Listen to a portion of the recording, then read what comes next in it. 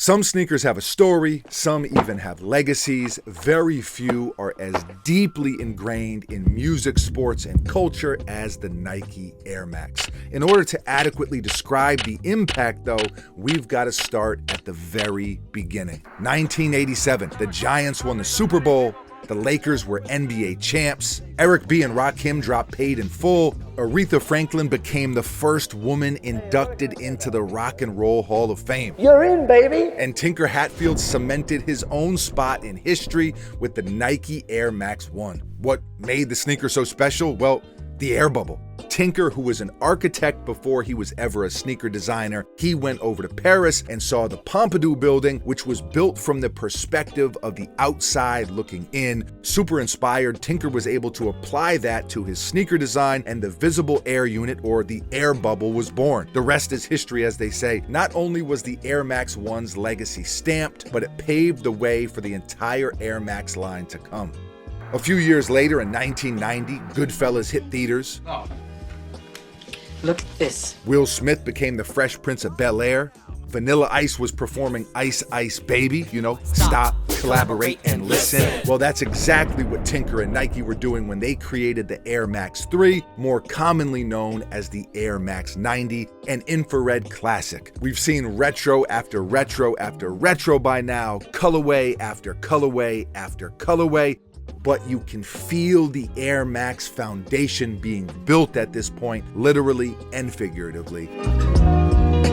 In 1993, Mrs. Doubtfire saved the day. Michael Jordan announced his first retirement. It was an incredible year in music, from Wu-Tang's 36 Chambers to Snoop's Doggy Style, and the Air Max 93 had more junk in the trunk than any previous Air Max sneaker. So much so that Nike had to team up with Tetra Plastics, put on their science goggles, and really figure out how to make it work and function smoothly.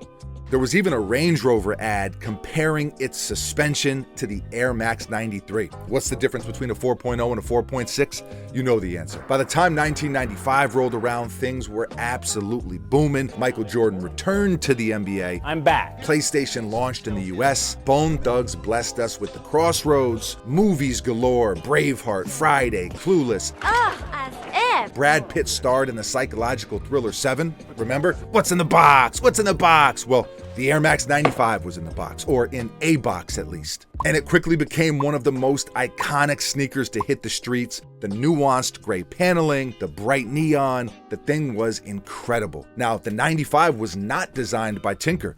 This one was created by Sergio Lozano, but clearly Nike had the juice. It was like they could not miss. Fast forward a couple years and it's 1997. Time is flying. DiCaprio took a piece of our hearts with Titanic. Iron Mike took a piece of Evander Holyfield's ear. Everyone was playing GoldenEye 007 for N64. Tiger Woods won his first Masters, and Nike released the Air Max 97, proving they had indeed mastered this whole sneaker thing. Now, this pair was designed by Christian Tresser, inspired by Japan's bullet trains. This time period right here is really what I consider the golden age of sneakers, movies, hip-hop, culture in general. And the very next year, in 1998, things were still jumping. Google was founded. Monica Lewinsky was found out. Mark McGuire and Sammy Sosa were chasing home runs. Jay-Z was up to Volume 2. Aerosmith took us to outer space in Armageddon. And I don't want to miss a thing. Well, Nike didn't miss a thing. It turns out they were in the home run race too. The Air Max 98, the Air Max Plus, and the very first Air Max sneaker that I ever fell in love with personally, the Air Max 120.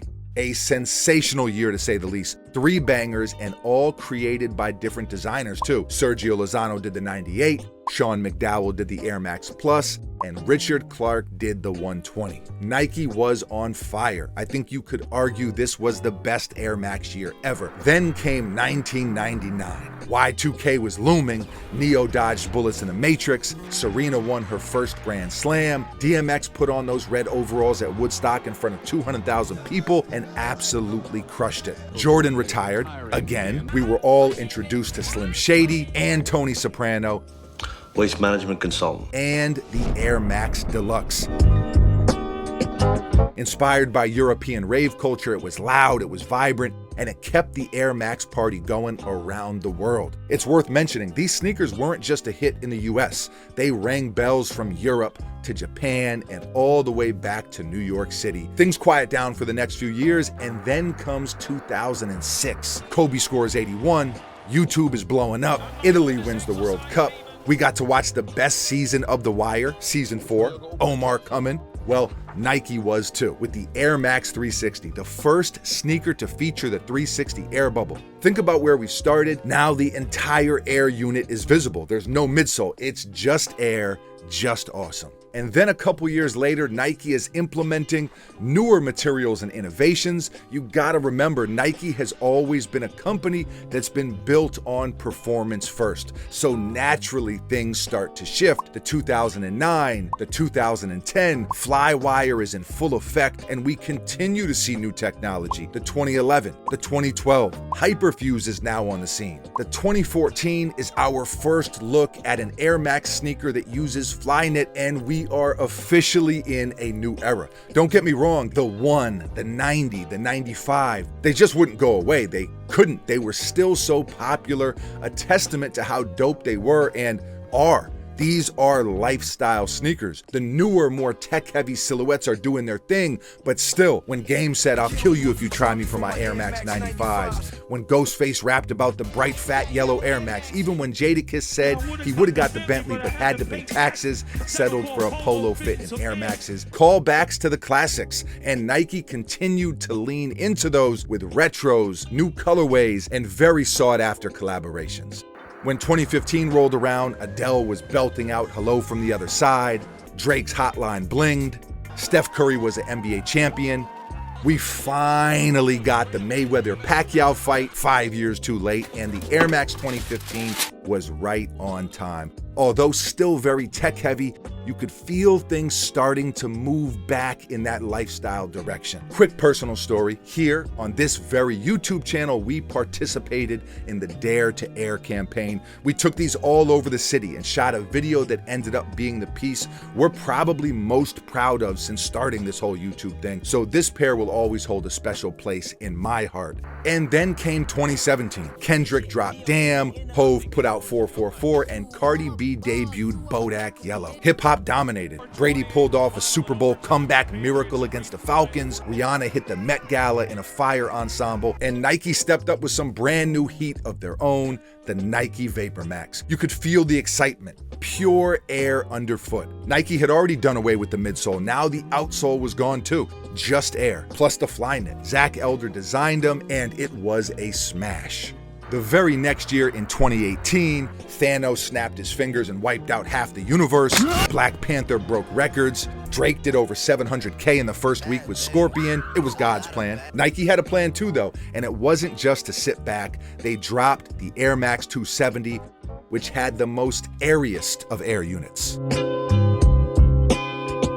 Business in the front, party in the back.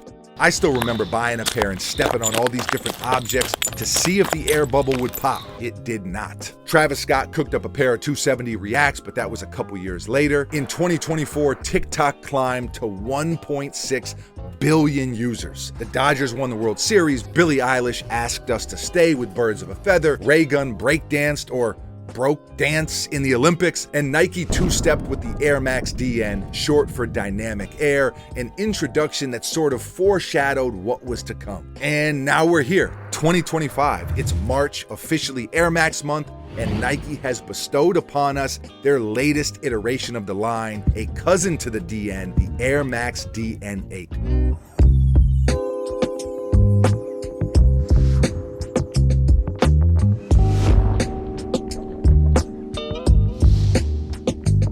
Similar to DNA, which makes sense because you can see the lineage in these. The tongue tag reminiscent of the 95.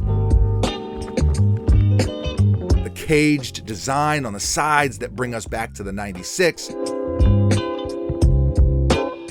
remixed tuned air logo on the heel, a glimpse into the late 90s. And yet it still maintains a modern aesthetic. But the most important piece of DNA there is, it's what made the very first Air Max so special. Yep. The air bubble. There's 8 of them. 1, 2, 3, 4, 5, 6, 7, 8. Air, air, and more air. This is the latest rendition, but it most certainly will not be the last. It's timeless, from Tinker Hatfield's mind all the way to the masses, from Tupac Shakur to Woody Harrelson, from Biggie Smalls to Jerry Seinfeld, to me and you and us.